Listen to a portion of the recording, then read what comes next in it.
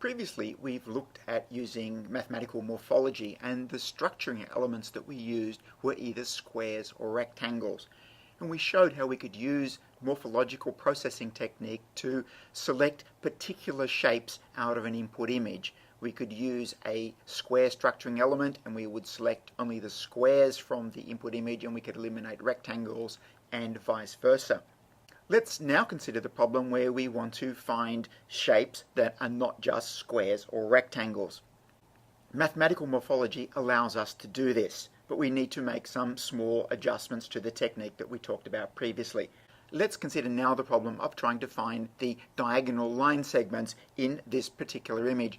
So we want a structuring element that will select these shapes here shown in red. Or alternatively, we might want to find all the shapes that are a diagonal line but in the opposite direction. In the most general case, we should be able to select a line at any particular angle. In order to be able to do this, we need to change our definition of the structuring element. We're going to allow the cells within the structuring element to have the possible value, which is don't care. That means that they're not taken into account when we perform the morphological processing.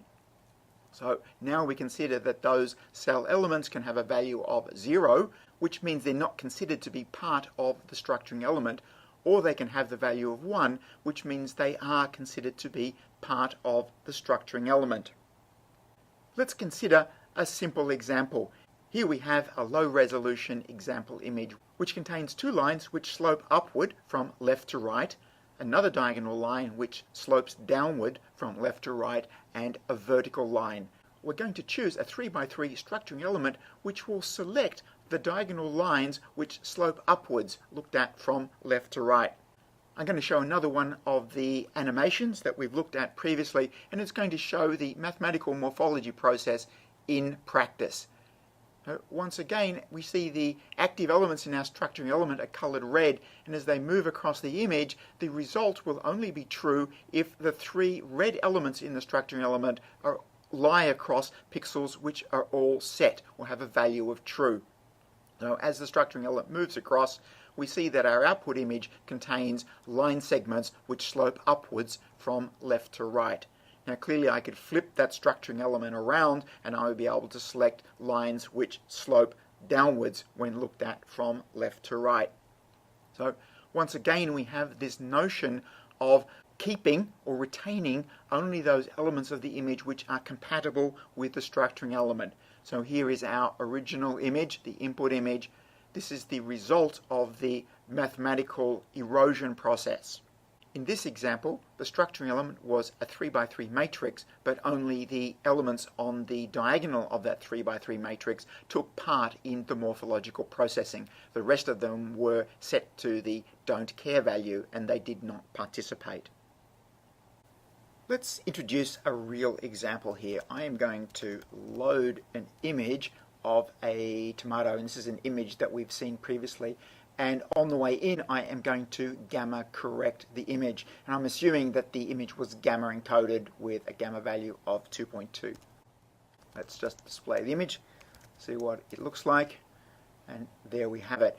Now, I want to find just the red pixels. I want to identify just the tomato fruit. And to do that, I am going to use a toolbox function which performs a k-means classification. I'll explain that in a moment. So it has three output arguments, and the function color k-means, and I pass in the image. And the next argument that I pass in are the number of different colors that I want the scene classified into. And I'm going to tell it that there are 4 colors in this particular image. It looks to me there's clearly a bunch of red pixels, there's a bunch of green pixels, there's a bunch of quite dark background pixels, and then there's also some lightish pixels. So I'm going to tell it to do its best effort at trying to segment those pixels into 4 unique classes. There it goes. And the result then is 3 matrices. One of the matrices is the variable CLS or class, and it is a double precision image. It's the same size as the input image. It's 238 pixels high by 318 pixels wide. We can have a look at the class image, create a new figure, and I will display the matrix CLS class, and here it is.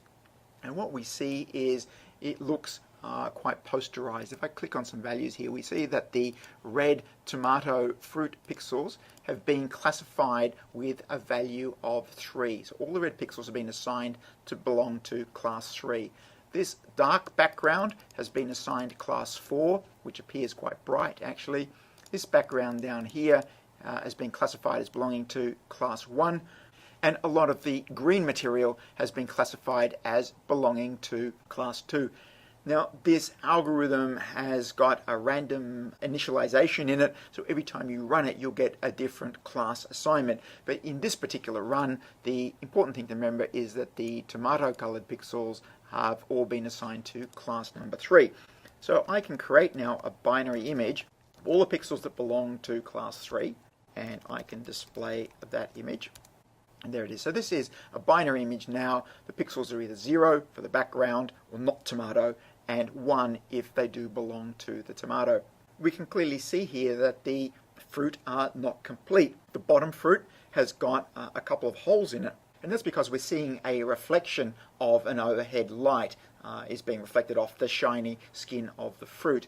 The other fruit has got reflections, but it's also partly obscured by some leaves. So one of them looks like a round object, which is what we'd expect. If, for instance, we were building a tomato harvesting robot, we'd look for round red things. The second fruit isn't very round at all. So we can use some morphological processing operations to patch the holes in these fruit. Now let's get some idea about how big these holes are. So we're going to zoom in on this part of the fruit here. And we can see that they go from about 80 to 105. So they're almost 25 pixels wide, this particular hole in the fruit. So if I'm going to have a structuring element and I'm going to perform a morphological closing operation, it needs to be a fairly large kernel. So let's perform a morphological closing operation on this binary image. So I will call the result closed, and I will use the iClose function. I'm going to pass in the binary image of the tomato, and I'm going to pass in a square structuring element that's 15 pixels by 15 pixels. And I'm going to compute that. Now let me display that particular image. Here we see that it has patched the holes in the bottom fruit, and it's done something to the top fruit. But we see it's introduced quite a lot of jagged edges. Let's have a look in here, and we can see that it's introduced some quite big steps into the shape of the fruit. The reason for this is we used a structuring element that was a square, a 15 by 15 pixel square.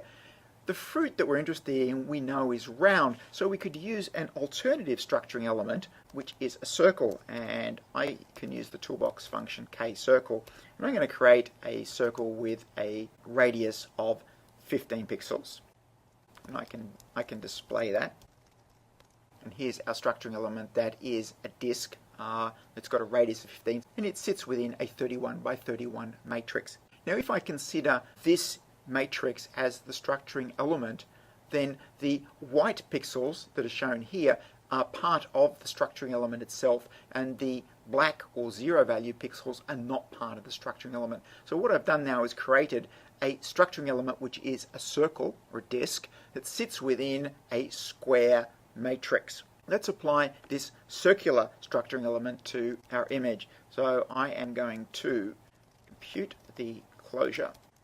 I'm going to pass in the tomato image, the binary tomato image. I'm going to pass in the round structuring element, and I will display that. We see now it's done a slightly better job of patching up the hole in the fruit.